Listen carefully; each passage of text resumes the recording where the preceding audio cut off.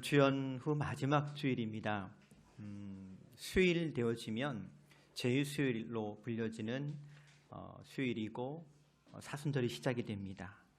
이 사순절 시작 전 주연 후 마지막 주일의 또 다른 이름은 변화주일, 주의 변모주일이라고도 부르는데요.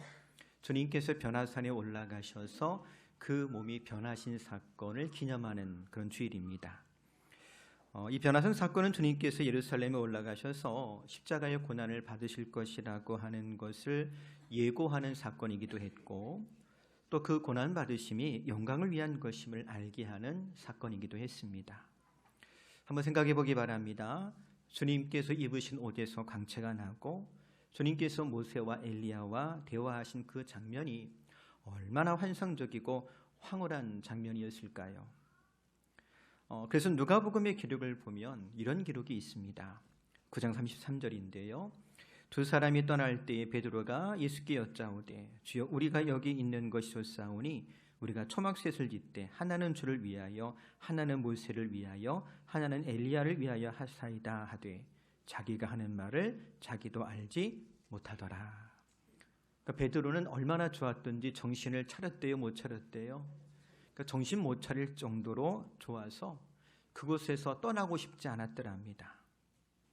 하지만 주님께서 계시할 곳은 그 변화산 정상이 아니라 실은 저 산 아래 사람들이 기다리는 그곳이었습니다.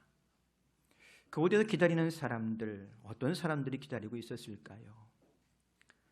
물론 주님의 손길을 필요로 하는 아픈 사람들, 병자들이 기다리고 있기도 했겠습니다만 많은 사람들 중에는 시기와 질투 그리고 비난하는 사람들도 있었습니다. 즉 고난이 기다리고 있었더랍니다.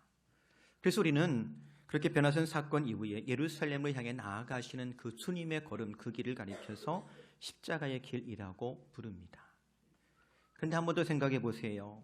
예수님만 변화산을 떠나 저 산 아래 그 시기와 질투와 비난 많은 사람들 기다리고 있는 그곳으로 가야만 했는가? 아니지요. 제자들도 주님과 함께 그곳으로 내려가야만 했더랍니다. 즉 제자들도 십자가의 길을 걸어가야 했습니다. 그래서 주님은 누구든지 나를 따르려거든 자기를 부인하고 제 십자가를 지고 나를 따르라고 말씀하셨던 것입니다. 사랑하는 성도 여러분, 자기를 부인하고 십자가를 지고 주를 따르고 있는지요? 오늘 저와 여러분이 읽은 본문 요한복음 19장 18절에 보면 이렇게 기록해요. 세상이 너희를 미워하며 너희보다 먼저 나를 미워한 줄을 알라. 주님께서 세상에서 미움을 받으셨던 것처럼 요한복음이 기록될 당시 교회는 세상에 미움받는 존재였습니다. 그래서 이 말씀은 처음 요한복음을 읽던 교인들에게는 정말로 남의 이야기가 아니라 본인들의 이야기, 내게 주시는 주의 말씀처럼 들렸을 거예요. 실제로 기독교 역사를 연구하는 중요 연구자료 가운데 유스티누스의 제1편증서라고 하는 오래된 편지가 있습니다. 이 편지는 약 2세기 중엽, 그러니까 요한복음이 기록된 이후 약 20-30년 지났을 때 쓰여진 편지인데요. 유스티누스라고 하는 사람이 로마 황제 안티우스 피우스에게 보낸 편지입니다. 이 편지는 로마 황제에게 기독교 신앙을 변호하면서 교회를 향한 박해를 중단해달라고 하는 간곡한 호소가 담겨져 있습니다. 이 편지를 읽어보면 당시 교회가 처한 답답하고 억울한 상황이 고스란히 기록되어 있는 걸 볼 수가 있는데요. 당시 로마 제국은 단순히 기독교인이라는 이름 때문에 재판도 없이 처벌하기도 했습니다. 왜냐? 수시로 기독교인들이 고발당했어요. 왜 고발당했느냐? 예수 믿는 사람들은 사람의 살과 피를 먹는 식인풍습을 가지고 있는 사람이다. 예수 믿는 사람들은 이른 새벽 시간 은밀히 모여서 부도덕한 일을 행하는 사람들이다 라고 사람들이 오해해서 고발했거든요. 그래서 유스티누스는 황제에게 이 교회에 대한 오해를 풀기 위해서 기독교인들이 믿는 진리를 탐구해보라고 간청하였던 겁니다. 한번 생각해 보기 바랍니다. 공연히 오해와 미움을 받고 박해를 받는 것이 오죽 답답하고 억울했으면 황제에게 직접 편지를 써서 하소연을 했을까요? 보세요. 오늘 우리가 읽은 본문에도 보면 미움, 그리고 이 박해라고 하는 단어가 거듭 반복되고 있는 걸 볼 수가 있습니다.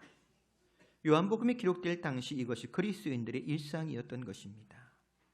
그래서 어떤 한 사람이 예수를 믿고 교회의 일원이 된다라고 하는 것은 실은 온 가족을 위태롭게 할 만한 아주 위험천만한 일이었던 겁니다. 그래서 요한복음 16장 2절에도 보면 이런 기록이 있어요. 사람들이 너희를 출교할 뿐 아니라 때가 이르면 무릇 너희를 죽이는 자가 생각하기를 이것이 하나님을 섬기는 일이라 하리라. 여기 출교라고 하는 것, 유대교회에서 내쫓는다는 걸 의미합니다. 근데 이게 무슨 뜻이냐면 사회적으로 매장시킨다는 뜻이에요.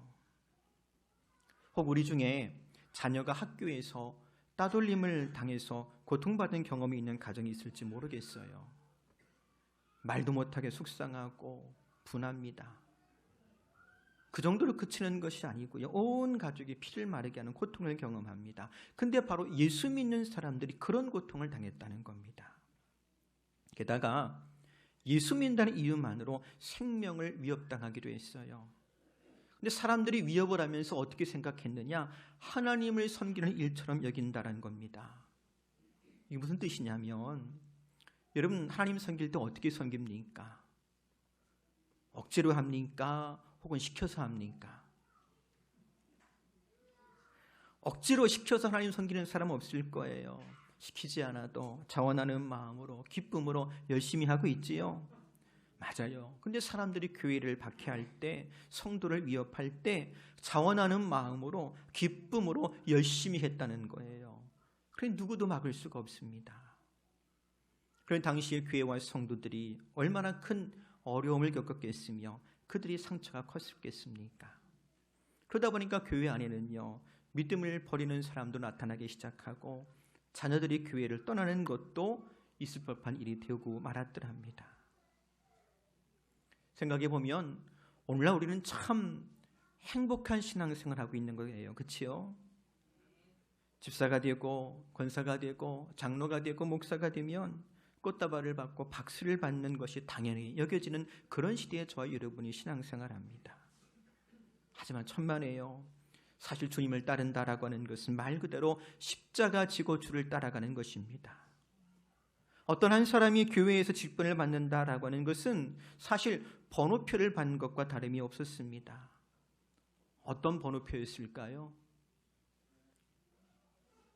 네, 다음에 붙잡혀가고 죽을 사람은 나라고 하는 번호표를 받는 것과 같았습니다.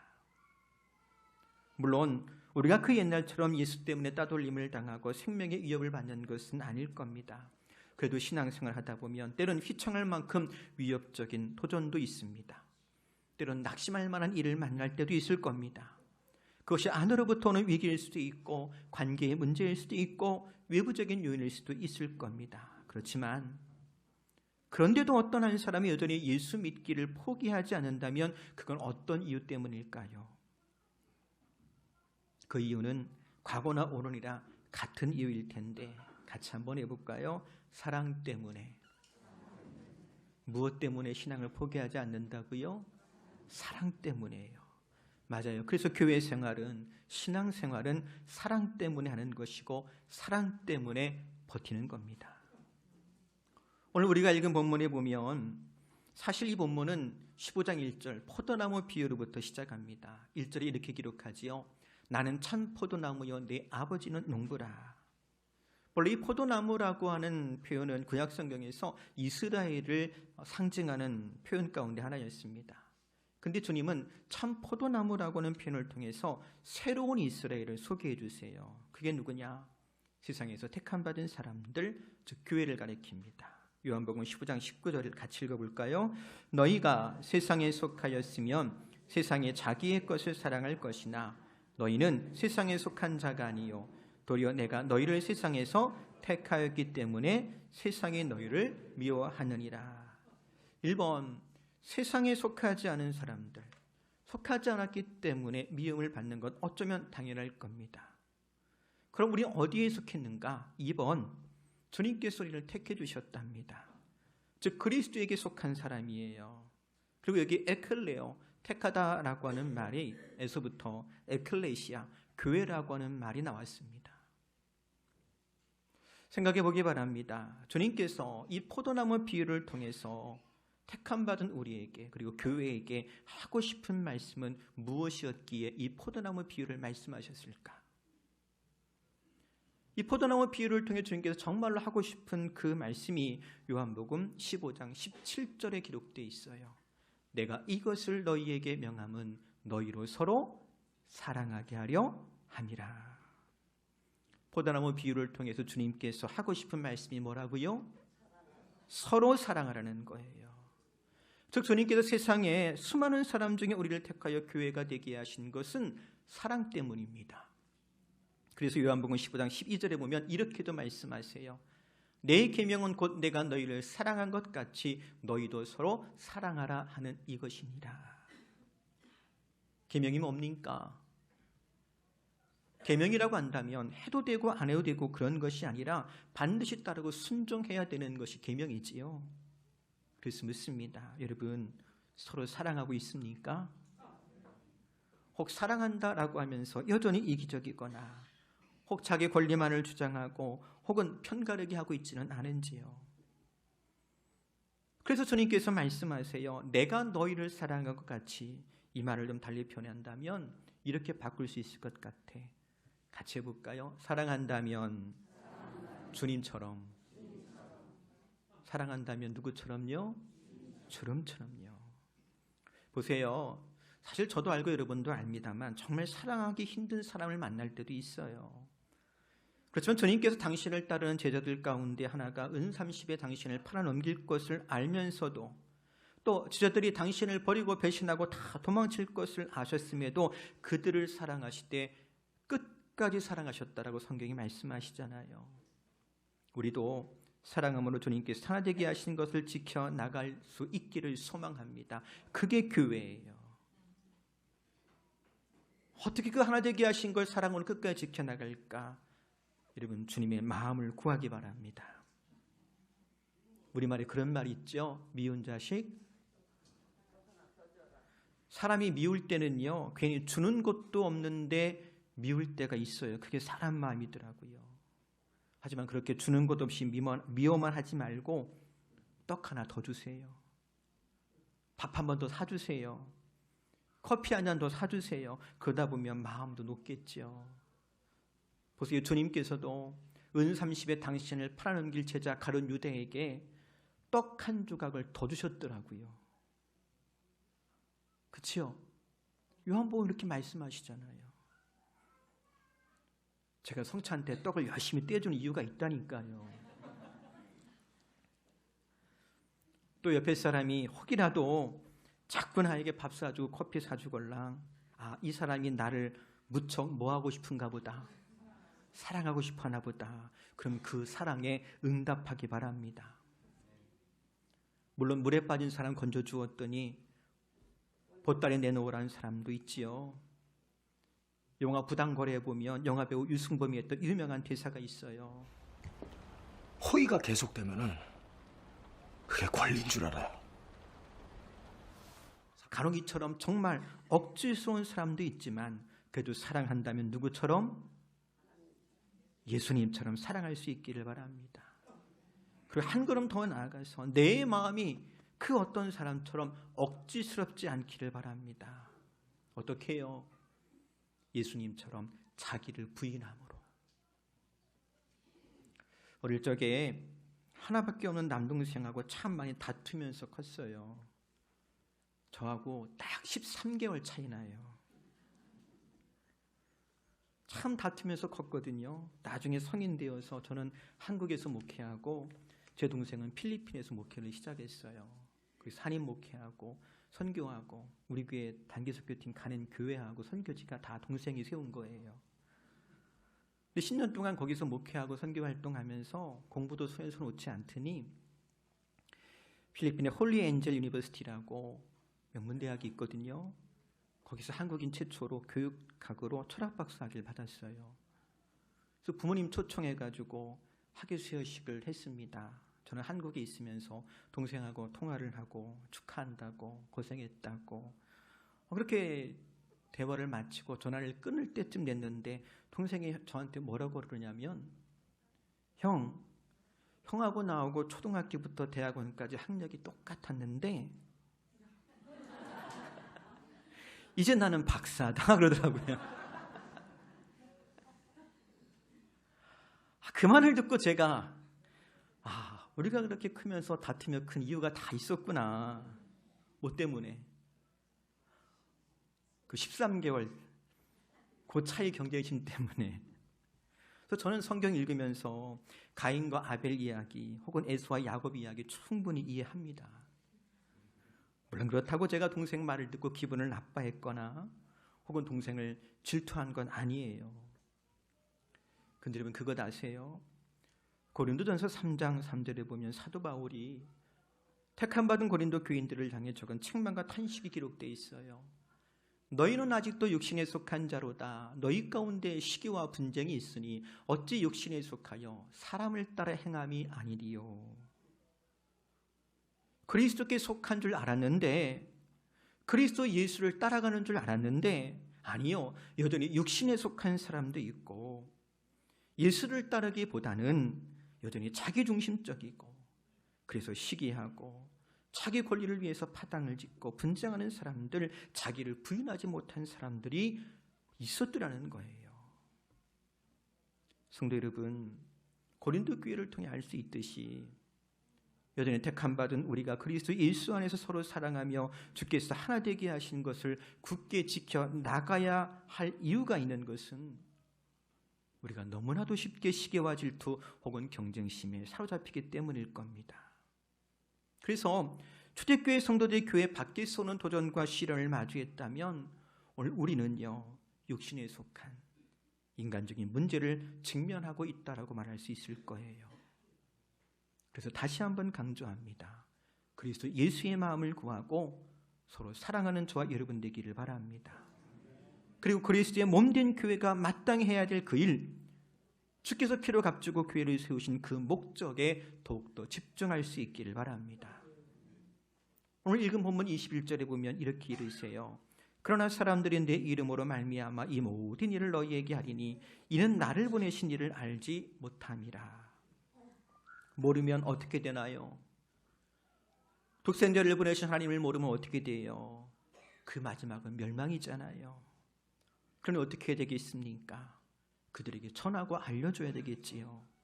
그래서 요한복음 15장 26절 이하에 보면 이렇게 이르세요. 내가 아버지께로부터 너에게 보내려는 보혜사 곧 아버지께로부터 오는 진리의 영이 오시면 그 영이 나를 증언하실 것이다. 너희도 처음부터 나와 함께 있었으므로 나의 증인이 될 것이다. 주님께서 보혜사 성령을 약속해 주십니다. 그런데 성령이 오시면 어떤 일을 하시느냐? 그리스도를 증언하실 거예요. 어떻게 증언하시느냐? 성령 받은 제자들을 통해 증언하십니다. 그래서 오순절 성령이 임한 이후에 성령 충만한 제자들이 닫힌 문을 열고 나가 담대히 예수 그리스도의 되심과 부활을 전하며 외쳤더랍니다. 우리가 그 일의 증인이라. 여러분 성령 받았습니까? 성령께서 내주하심을 믿습니까? 그렇다면 성령께서 그리스도를 증언하시려고 나와 함께 하시니 육에 속한 일은 그만두고 오직 성령을 쫓아 행하십시오. 하나님의 사랑의 본체이신 그리스도 예수를 알리고 사랑으로 그리스도 예수의 복음을 전하는 저와 여러분 우리 교회 되기를 바랍니다. 이제 말씀을 정리합니다. 우리는 주님과 함께 산 밑에 있습니다. 산 밑에 내려와 보니 시기와 질투와 고난과 비난이 난무하는 세상입니다. 근데 그런 세상 가운데서 우리를 택하여 부르시고 교회 되게 하신 것은 서로 사랑하게 하려 하심인 줄을 믿습니다. 자기를 부인함으로 예수님처럼 사랑하고 성령의 인도함을 쫓아 그리스도 예수의 증인된 삶을 살아가는 저와 여러분 우리 교회가 되기를 주의 이름으로 축복합니다. 기도하겠습니다. 주님 고맙습니다. 사랑하셔서 우리를 택해 주시고 서로 사랑하는 가운데 주의 몸된 교회를 이루어가게 하시니 고맙습니다. 또한 성령을 보내주셨사오니 성령 충만하게 하시어서 그리스도 예수를 날마다 증언하는 증인의 삶을 살아가게 하여 주옵소서. 예수님의 이름으로 기도합니다.